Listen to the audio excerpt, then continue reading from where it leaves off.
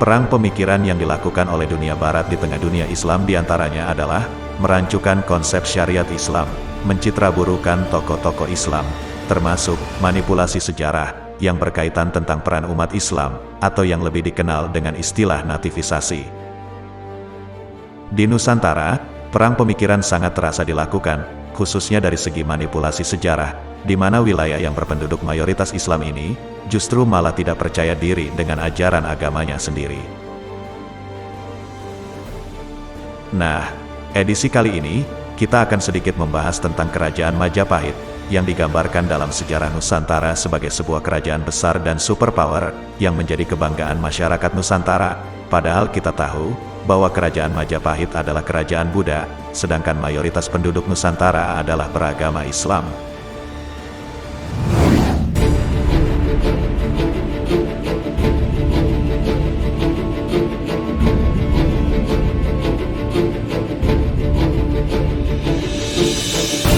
Kita tentu sangat familiar dengan apa yang pernah disampaikan oleh Muhammad Yamin, bahwa Majapahit itu berhasil mempersatukan seluruh wilayah kepulauan di Nusantara, setara Indonesia sekarang.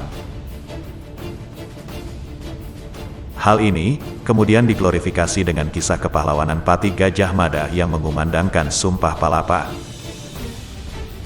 Padahal, menurut National Geographic, hal tersebut salah besar, baik secara de facto maupun de jure.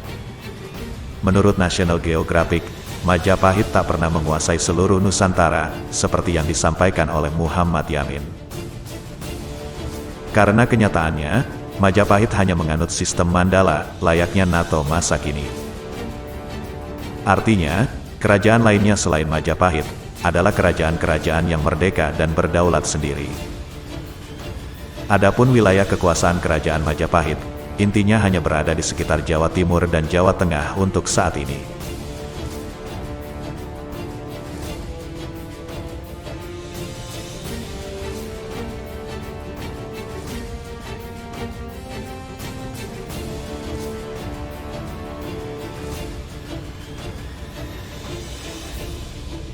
Termasuk juga gambaran patung terakota yang menggambarkan sosok Gajah Mada yang berambut ikal dan berpipi tembem. Setelah diteliti lagi oleh arkeolog, ternyata sosok tersebut bukanlah wajah Patih Gajah Mada. Perwujudan wajah Gajah Mada itu adalah pecahan keramik dari era Majapahit yang merupakan sebuah celengan. Siapa yang mengklaim bahwa celengan tersebut adalah wajah Gajah Mada?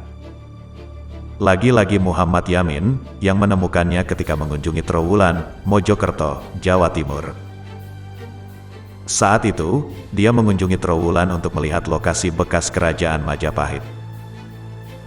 Begitu tiba di Jakarta, Muhammad Yamin yang memang tergila-gila dengan Majapahit, kemudian memerintahkan seorang seniman yang bernama Heng Ngantung untuk melukis wajah Gajah Mada berdasarkan celengan yang ia temukan.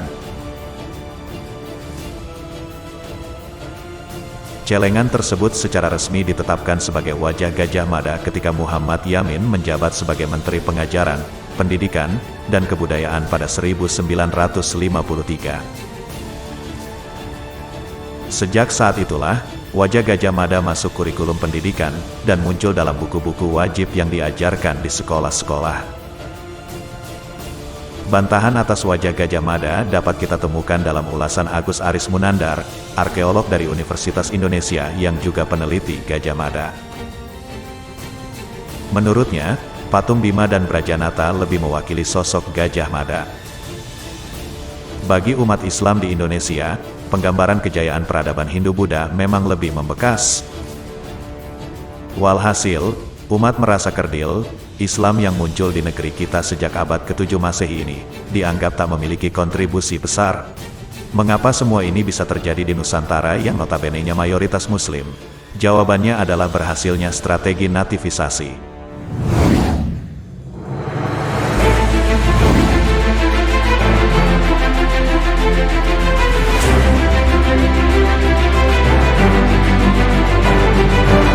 Pasca kemerdekaan, melalui para intelektual hasil didikan Barat, nativisasi dimunculkan kembali dan menjadi kurikulum pendidikan kita. Hingga kita pun merasa bahwa kaum muslimin di negeri ini sangatlah kuno, terbelakang, dan tidak membawa kejayaan. Dan inilah sebenarnya target gerakan nativisasi itu sendiri. Sebagaimana yang disampaikan oleh Theodore Cuellar-Young, Near Eastern, dalam bukunya, Culture and Society. Di setiap negara yang kami masuki, kami gali tanahnya, untuk membongkar peradaban-peradaban sebelum Islam. Tujuan kami, bukanlah untuk mengembalikan umat Islam kepada akidah-akidah sebelum Islam, namun, ini cukuplah bagi kami, untuk membuat mereka terombang-ambing, antara memilih Islam, atau peradaban-peradaban lama tersebut. Dengan demikian, dengan rancunya sejarah peradaban di Nusantara, khususnya terkait kejayaan kerajaan Majapahit, termasuk sosok Gajah Mada, semakin mempertegas, bahwa proyek nativisasi ini telah dijalankan di tengah-tengah penduduk Nusantara yang notabene-nya mayoritas Muslim. Akibatnya, generasi Muslim minim literasi sejarah peradaban Islam di negerinya sendiri, karena sejak di bangku sekolah sudah dijejali dengan sejarah peradaban Hindu maupun Buddha, yang porsinya justru lebih besar dari sejarah peradaban Islam di Nusantara. Makanya tidak heran, apabila generasi Muslim di Nusantara lebih merasa kerdil, ketika dihadapkan pada era kejayaan Majapahit maupun Kerajaan Sriwijaya.